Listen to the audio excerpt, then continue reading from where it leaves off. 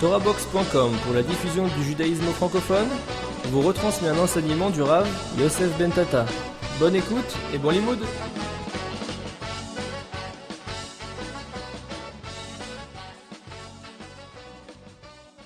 Quand on est en maître vitudal devant Hachem, mamash l'opachot, pas moins que d'être en maître devant quelqu'un de chachouv, et que le souci qu'on doit avoir quand on se met devant quelqu'un de chachouv, devant quelqu'un d'important, le souci que pachout d'être nirtsa be'enav, d'être, accepté à ses yeux, qu'il nous accepte, qu'il nous veuille, qu'il veuille notre avoda, ve'yirtse Hachem bekol filatenu, et qu'il veuille écouter notre voix. Pachout, comme de la même manière que je rencontre quelque chose de quelqu'un de chachouv, et que je sais qu'il peut m'aider dans ma vie, mon désir c'est de parler de façon à ce qu'il va écouter ma voix et qu'il va être d'accord de m'écouter, être d'accord d'exaucer tout ce que je vais lui demander.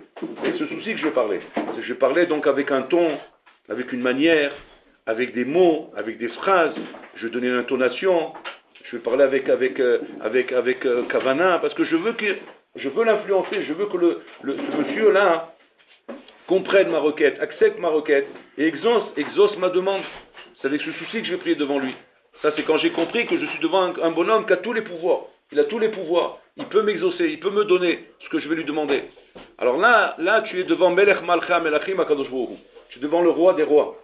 Donc, il ne va pas, Chazé Shalom, parler avec lui comme si tu étais désintéressé de parler avec lui. Tu n'es même pas intéressé de parler avec lui. Ça te prend la tête. Tu as envie de finir ta prière. Tu as envie de finir et de t'en aller. Ça te prend la tête de parler avec lui. Tu crois même pas, Afilou, que ça vaut quelque chose de parler avec lui. Et nafkamina avec là. Est-ce que ça sert à quelque chose? Chaz Shalom. De cette manière, c'est Baruch, tu te donnes aucune chance d'être écouté.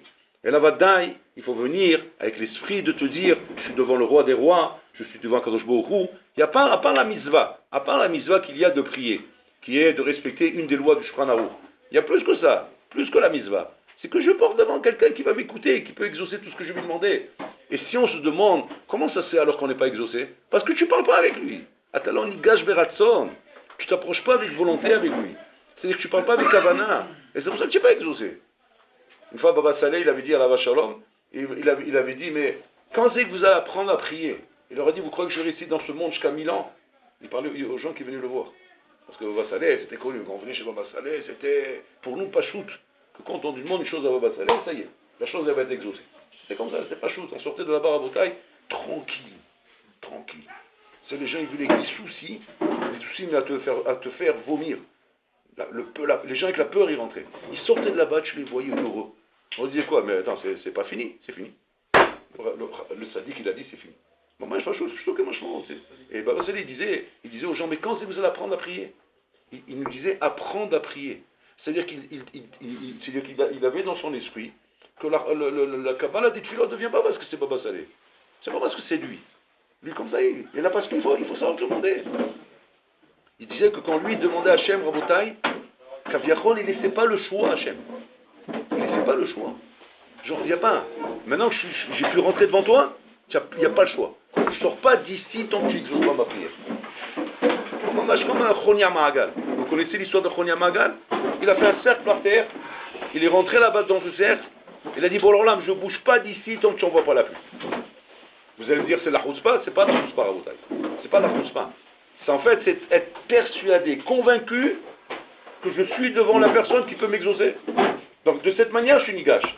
C'est des images qu'on nous donne.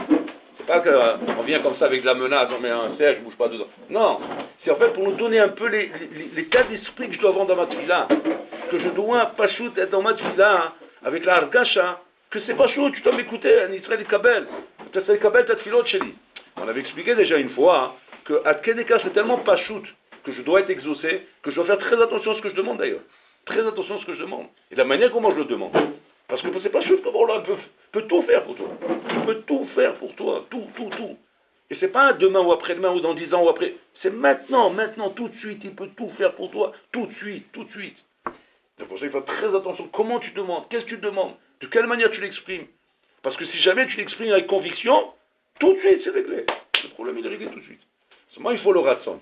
On avait expliqué l'autre fois justement que le lien du ratson Rabotai est le moteur qui permet à l'homme Rabotai d'être à la hauteur de ce qu'il veut faire. C'est le moteur Rabotai. Le ratson Pachout, c'est un des conseils que les Chazal nous donnent pour essayer d'exprimer le ratson. Parce que le ratson, on avait dit que c'est une avoda kasha, c'est quelque chose qu'il faut arriver à faire sortir de notre intérieur, mais qui est bloqué par toutes les midot qu'on a. Qu'est-ce qui peut m'aider de faire réveiller le ratson, par exemple dans la tfila? Alors le Rav il donne un conseil, c'est pas seulement dans la tfila, c'est dans beaucoup de choses. C'est au moins d'exprimer la chose. C'est-à-dire d'exprimer que je veux cela.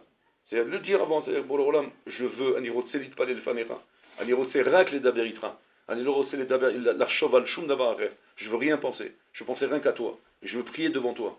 Je veux exprimer ce que je veux te dire devant toi. Le fait rien que d'exprimer avec sa bouche que je veux avoir le ratson de cela, ça aide énormément pour avoir le ratson. Ça aide énormément. Parce qu'en fait, un homme, quand il exprime quelque chose, c'est pas comme si qu'il y pense. La marshava, c'est une madrega, et l'expression, c'est une autre madrega. L'expression est beaucoup plus forte que la marshava. Parce que la marshava, c'est que la chose n'est pas encore concrétisée chez toi. C'est pas encore matériel. C'est encore rouhani. C'est dans ta pensée. Quand j'exprime la chose, c'est devenu concret. C'est-à-dire que la chose sort de moi. Ça sort mi-koar et la poal. Et quand la chose sort mi-koar et la poal, que je veux ou que je veux pas, ça agit sur moi. Ça agit sur moi. Le fait même de l'exprimer. Quand un homme, Rabotai, il aime une autre personne, tant qu'il ne lui dit pas je t'aime, lui-même n'est pas encore à 100% de son amour envers lui. Même si la personne en face, d'ailleurs, très souvent, elle dit mais tu me dis jamais que tu m'aimes. Tu dis mais je n'ai pas besoin de te le dire, je le ressens. Non, c'est pas pareil. Si tu l'exprimes, c'est beaucoup plus fort que si tu le penses. Donc maintenant, il y a des choses dans la vie que quand on les exprime, elles arrivent à avoir un effet sur nous, Rabotai, de réveil, de route, de terroute. Donc la fila, c'est une des choses que pareil, que peut-être il y a d'avoir une itorerut dans la fila. Une des itorerut que David Ameller nous a donné dans la fila, pour avoir une itorerut avant de rentrer dans la fila, c'est la première phrase qu'on dit avant la Hamida. Hashem sefatay tiftar ofia gedilatera. Il y a ici dans cette phrase une itorerut atsuma, avant de commencer la fila. Et c'est ce que le Rav va nous expliquer ici. Regardez ce qu'il dit. ואין רצוני כעת לומר כוונות אשר כל כוס וכוס יש בו מסתרי תורה וסודות מרכבה קדושה. Le Rav ici va pas nous parler des kavanot qu'il y a dans la tfila, on n'est pas à ce niveau-là. Il y a là-bas des choses incroyables dans les kavanot de la tfila.